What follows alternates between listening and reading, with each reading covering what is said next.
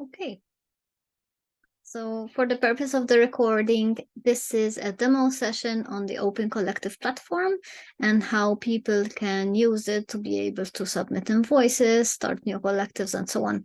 I'm gonna center it around the functions that the Next Steps contributors are more likely to use. And if you have any questions, you can leave your questions in the thread where this video is posted and let me know what they are, and I can answer from there as well. So as you can see here, the first thing you'll need to do is to go to opencollective.com, which is the address of the website. Open Collective is an open source software, which is implemented on this website, and it's also a collective. So we use this platform to manage our monies in a transparent way so that all invoices and expenses are public. So anyone who has access to this website can go and have a look at all the financial transactions that have gone on. With grant management, this is quite a good process because we can show to the funder how the monies were used without having to have additional software to produce separate accounting. So it has inbuilt accounting export as well. If you are a collective or a group of people who's also running a micro enterprise, it has added functionality to be able to take donations, charge for event tickets, and so on and so forth, which I will also show you in this demo. However, the first step is to create your profile. So in this corner here where it's showing my name, you will see a login or sign up button. You would go through the sign up process there. If you're a Next Steps contributor, you absolutely must have an account because you'll be using it to charge your invoices here. So it's very useful to set that up. Once it's set up, as a Next Steps contributor, you will see in the drop down here under My Collectives, you will see Next Steps project, which you can click on here. I'm going to make myself small.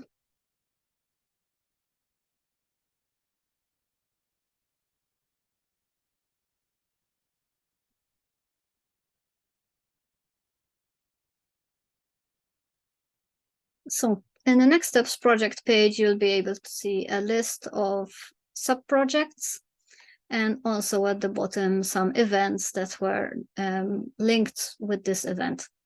If you're going to make any public events or any events that are relevant to Next Steps, you can also put them here or request for an admin to add them for you because you won't be able necessarily to submit an event. However, if I keep scrolling, I can also see that these are the transactions which have already been processed. So everything is out and open. And in the main pot is the sum of 23,600 at the moment. However, if you're a Next Steps contributor, which is part of a project or part of a sub-project, then you will see here under projects, if you click view all projects. And the idea is that you are able to find your own project or the project that you are a part of or the project that you have contributed to in this list. Once you find it, let's pick one as an example. Let's assume you're an emergent festival project. So I picked this example because it's quite a broad example, which has a limited budget, and it's also going to a number of projects. So this is one that more people will be using. And once you have submitted your reporting as per the requirements, then you'll be able to submit your invoice. And you do this in this way. You go to Actions, Submit Expense.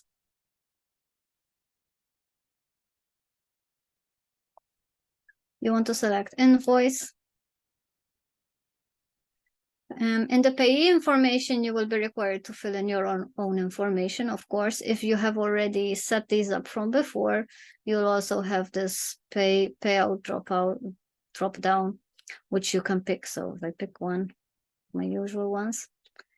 If you haven't done this before, then you can also put new bank account, for example, and this will give you an option to select the category, the currency you want. let's assume for just for a moment that I want to put one as a GBP account. IBAN is always the best method, so it gives you all the information you need. Basically, you fill in everything here. The account holder would be me in this case, the bank code and the IBAN and so on. And you can also save this for future payouts if you're going to always use the same account. So that's one step. I'm going to clear this up for myself because I don't want to do that. Confirm. Invoice.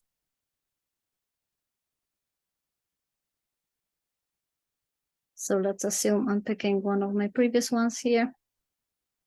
I scroll down, I add anything else that needs adding, and I click the next.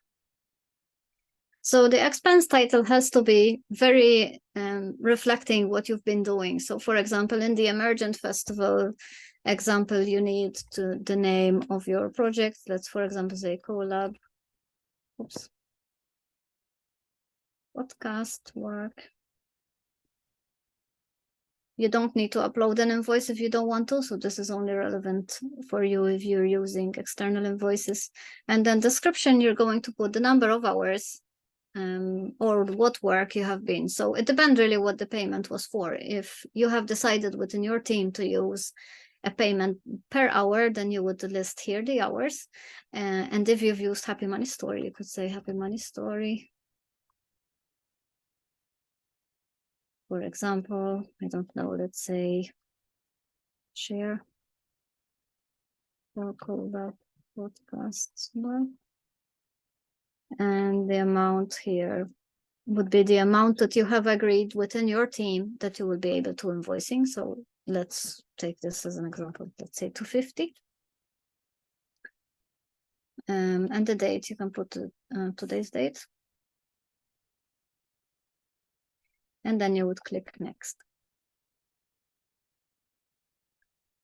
So here it gives you the last opportunity to check your work before you're submitting it. So you're checking the title, you're checking the invoice items, and you're also checking your bank out information. Once you're finished, you would click Submit Expense. If there's any additional notes that you want to add for the person approving this expense or processing the payment, then this is the time where you can do it. Once you have submitted the expense, once you've submitted it, you're able to go back and edit it if you like. And you can also delete it if you don't need it. So if, let's say, I notice something wrong with my bank account here, I can just edit the expense by going back. Say I actually wanted to put 25, for example.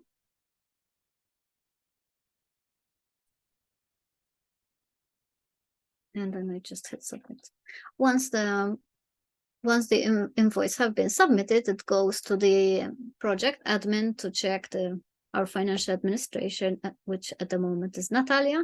She checks that the invoice has matched with the reporting, what has been reported as delivered, and who is getting what money within that team. And once it's approved, it's processed for payment. So for each invoice run, we do all of this work, and we try and do all the approvals and all the payments all in one go.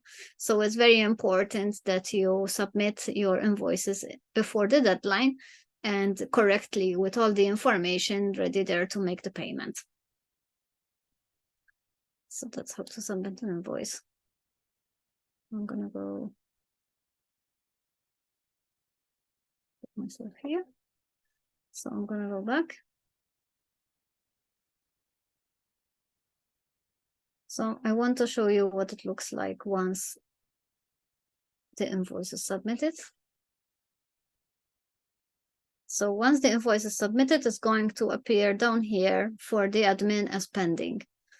They have the power to approve or reject your request. So it's very important that you announce who, if you are paying people who have been contributing to your project outside of the Next Steps project contributor, you need to make sure that those payments are recorded in the Next Steps project channel on the Slack.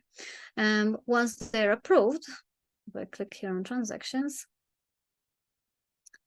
and click on this one, once they're approved and they're paid out, you will see that it will appear as paid, and the amount and also the invoices will be there. There will also be here any kind of notes that you can look at, but it's not necessary. Something that you should take note of is that for projects, the invoice transactions, so we have a look, view all expenses. When making payments to certain countries, there are bank fees that come into play for bank transactions and bank fees. So in that case, the bank fees are incurred from the total of the project, which means if your project total, I'll show you an example. I think it's easier to understand. Scroll back up.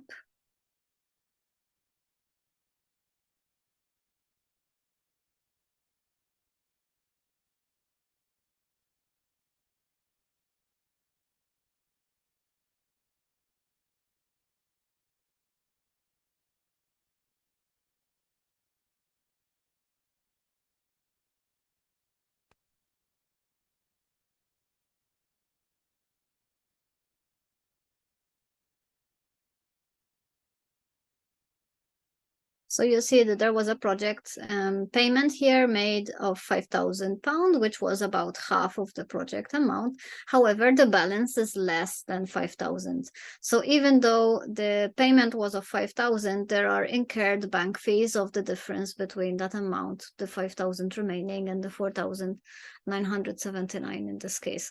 So the fees was about £21 for this one payment.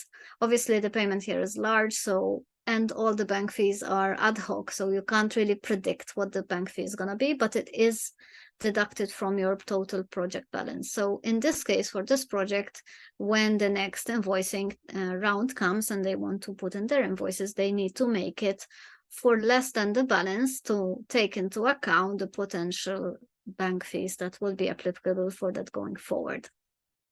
This is important. That we are covering the fees from these amounts, otherwise there will be no other pots to cover them from. So that's for the projects. For the individual roles, because they are not paid from a project pot, they're paid from the main pot, which is down here. The information is down here for it. Then the fees are included. So the total, let's say if the total for a role is 2,400 per year, then the fees are on top of that amount rather than a part of it. And the reason we do this is we have an agreement with the fiscal host for them to cover the charges for that. So there's already a pot allocated, which is separate for those fees. Okay. So that's pretty much it. On the Open Collective, it allows people to see what we're doing, what this project is about, and also who is involved in it as a contributor. We hope that all contributors are accepting our invites, but we want to show the world who the great people are we're working with. And it gives people a little bit of a platform to say, I'm here and contributing to this work. Same goes for every project page. So if you click on, let's say this one,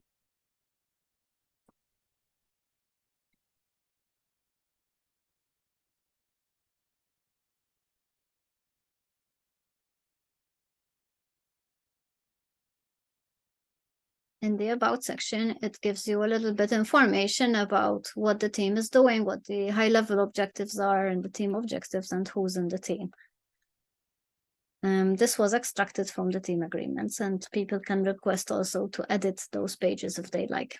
So in this case, this is a £5,000 pot, and they haven't processed any invoices yet. And yeah, this is what this is about and who's doing the work. The invoice runs for the Next Steps project are every quarter. The next one is in mid-October, and the next one after that will be mid-December.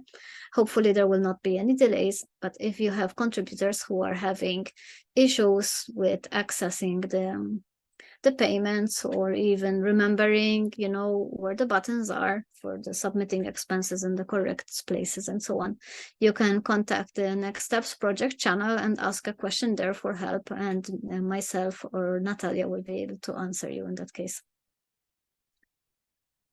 So I think that's pretty much what I wanted to cover in terms of how to submit an expense. Remember, you have to have an account. It's especially if you're using it often, this is really worthwhile doing. This platform is really great for managing complex projects because it allows you to have one big project, and in this case, for example, the Next Steps project, with a lot of smaller projects in it, and also an added layer of events. It gives you quite a good oversight of the budget. So for example, if I wanted to extract a report, I can go to view all transactions. And here download a CSV of all the that's gone on within this project. You can also scroll through them, all the stuff that's been paid, just for you to acquaint yourself with the system. It's not necessarily something people need to know about. You don't need to know about if you're only submitting in your invoice. It's just a general interest fact, let's say, if you want to use it, this project, this kind of open collective for other projects. As you can see here, if I open mine, I have quite a list of projects under this. Each open collective has to have a fiscal host. So in this case, if I click here again to go back, the fiscal host is the Permaculture Association, and this collective is a part of the Permaculture Colab overarching, let's say, project. So even then you can nest the organizations within each other. And this is the overarching one, which has all the connected collectives under it. Pretty good.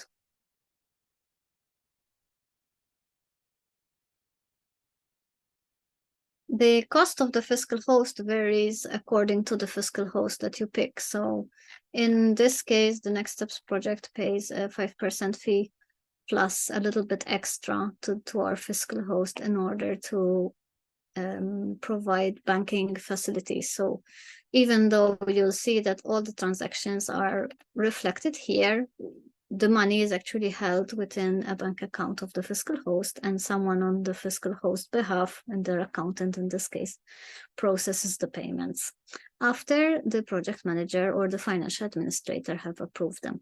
So there is a quite good level of oversight between one person and the next. The other policy we have is that we never approve our own expenses. So when I put in my invoices, the financial admin approves them, and when she puts in hers, I approve hers, so that there's always a four-right principle and there's no conflict of interest there. Good. I think that pretty much sums it up from what I wanted to cover. The most important thing is always to know where you're going to submit your invoices from.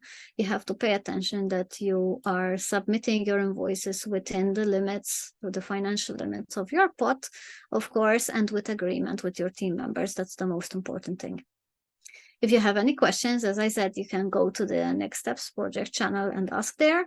And if you have a technical question about the platform itself, if you want to use it for your own project or whatever, and you don't have an idea how to do this, you can also message us in the Digital Circle channel, and we'll be able to help you to get you started and set one up. If you're looking for fiscal hosts, we and within the Colab we work with two fiscal hosts. One is the Permaculture Association of Britain, which only deal with grants, and another one called the Reculture Stichting Foundation, which is based in the Netherlands, that basically deals with all our micro enterprises up to now. The Open Collective also has a lot of fiscal hosts that are available for hire, so you can always look to see what other fiscal hosts are available and to put in a request for them to provide that service to you as linked with this Open Collective. Everything is quite as automated and streamlined as possible, but of course there's always manual input to be done, especially when you're submitting invoices, downloading reports, and so on and so forth. So if you need a little bit help, Open Collective also has a help Slack channel, and they also have documentation, which you can always find here at the bottom. So you can read about how to create a collective, what about fiscal hosting, how to find a fiscal host, how the platform works in general, and different use cases for it. Personally, I think Open Collective is a great tool. I've been working with it the last 3 or 4 years, roundabout, and I find it quite an effective tool, both for grant management and also for fundraising if you're running a nonprofit, but also for micro enterprises if you're issuing invoices and so on, and you want to have a kind of open company type use case. So that's it for today. It was a pleasure to be able to do this. I hope that you remember what you need to do, and just do let us know if you need help and we can help you. All right, over and out. Have a good evening.